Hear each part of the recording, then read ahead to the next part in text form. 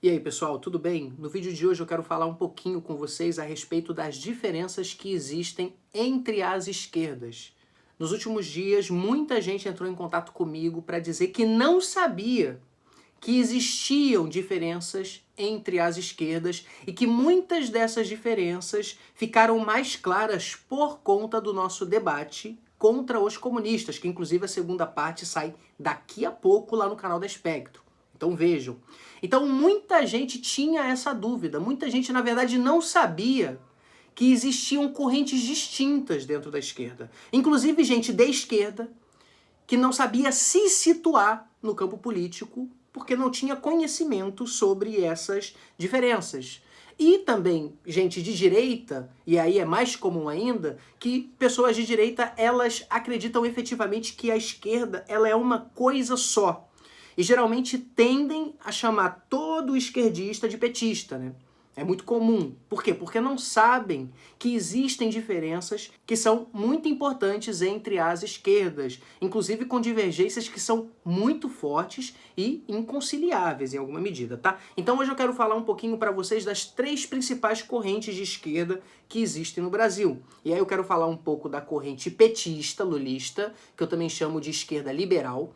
Eu quero falar um pouco sobre a esquerda radical, revolucionária, marxista, que no Brasil é principalmente marxista-leninista, e quero falar a respeito da vertente de esquerda trabalhista, reformista, da qual eu faço parte, beleza?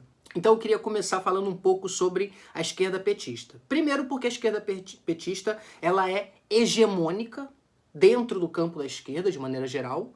E o que isso significa? Significa que ela tem uma abrangência popular que é muito grande. A maior parte das pessoas no Brasil que se dizem de esquerda fazem parte da esquerda petista, que é essa esquerda progressista, mais liberal. E por que eu chamo de esquerda mais liberal? Porque ela se baseia principalmente na trajetória do Lula, do petismo, que tem um negócio de conciliar classes, certo?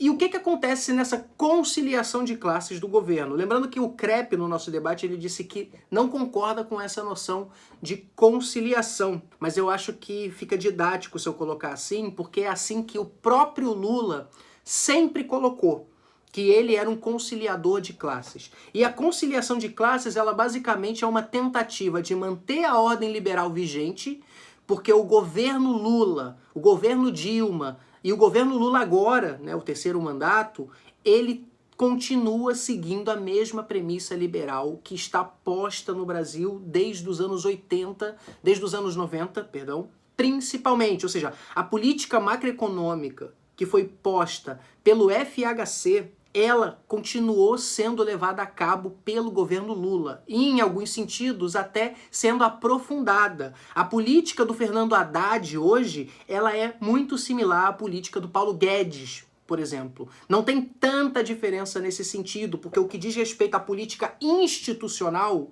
o Lula ele mantém as mesmas estruturas.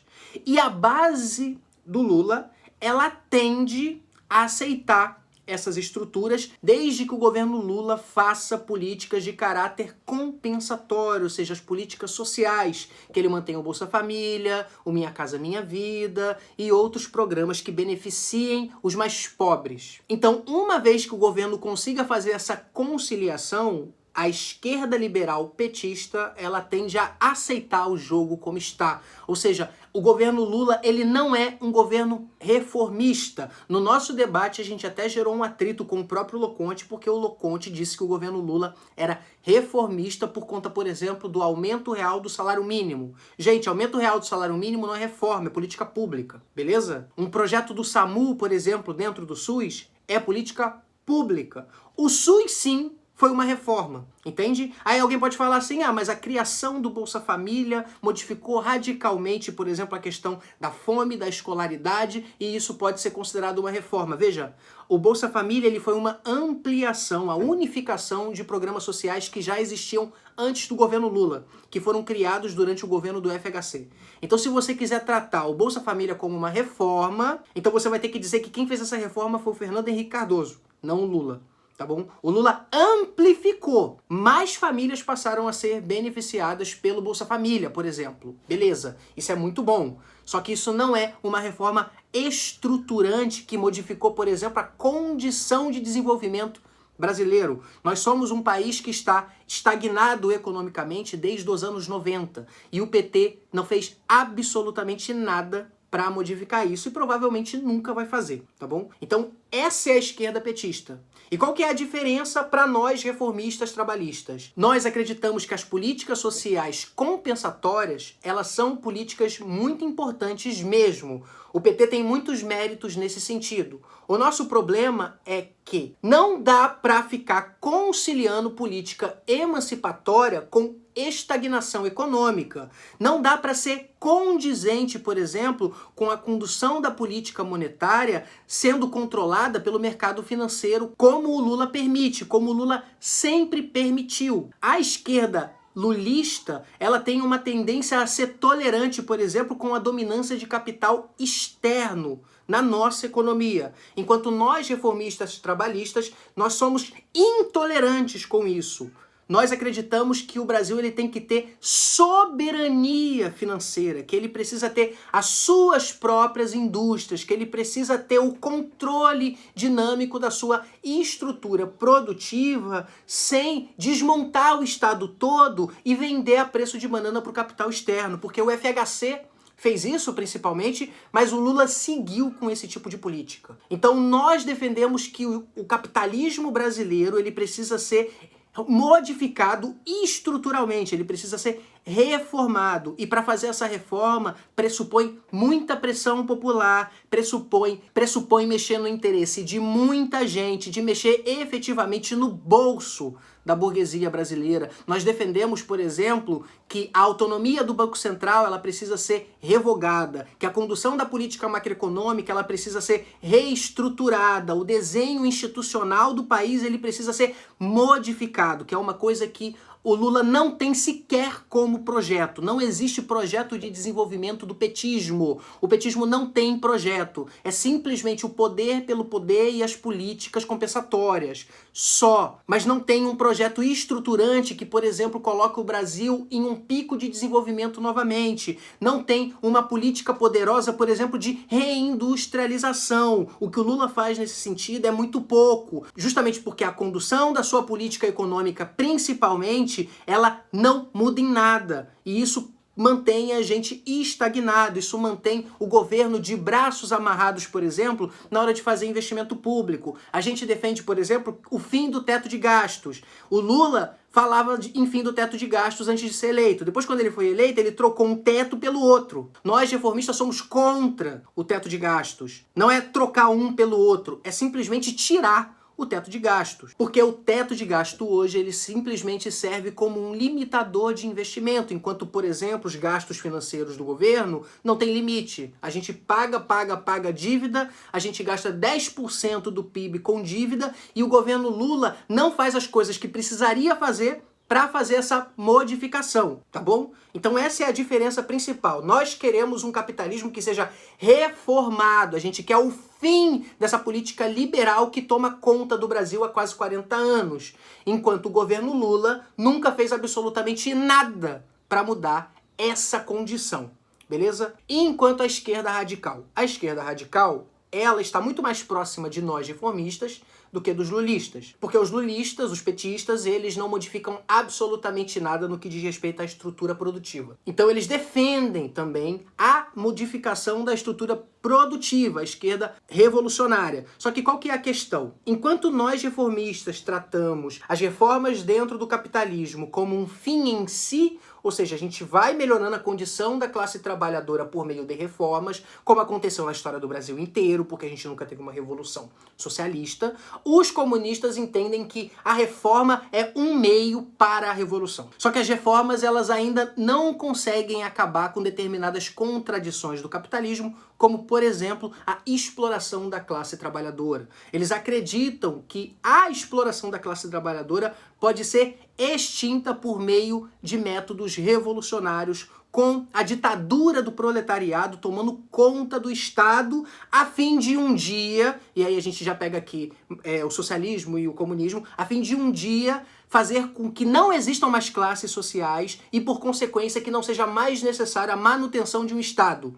Então, o fim último do socialismo é o comunismo, onde não haverá Estado. Então, eles defendem que o capitalismo ele precisa ser superado e não administrado, tá bom? Pelo menos as correntes mais ortodoxas do socialismo. Porque se a gente for aqui discutir também as diversas vertentes entre o socialismo, o vídeo vai para 1 hora e não é a nossa intenção, tá bom? Eu tô dando só 3 expoentes principais de esquerda aqui para vocês, mas a gente poderia se aprofundar muito mais nisso, entrar em determinados subgrupos e etc, tá bom? A questão é muito mais complexa. Só que, a princípio, entenda, enquanto o petismo, a esquerda petista, ela não está interessada em reformar absolutamente nada e ficar conciliando política liberal com política compensatória, nós queremos que a estrutura do capitalismo seja modificada radicalmente. Mas nós não acreditamos, e aí no meu caso é por um ceticismo, que é possível superar essa estrutura. Nós acreditamos que dá para melhorá-la, porque a superação da estrutura capitalista requer determinadas coisas, por exemplo, determinadas respostas que os socialistas eles são incapazes de nos dar. Então, como nós achamos a revolução uma coisa muito nebulosa, a superação do capitalismo uma coisa muito nebulosa, nós defendemos a reforma do capitalismo. Enquanto os socialistas, a esquerda radical, ela não defende reforma por reforma. A reforma seria um meio para se alcançar a revolução.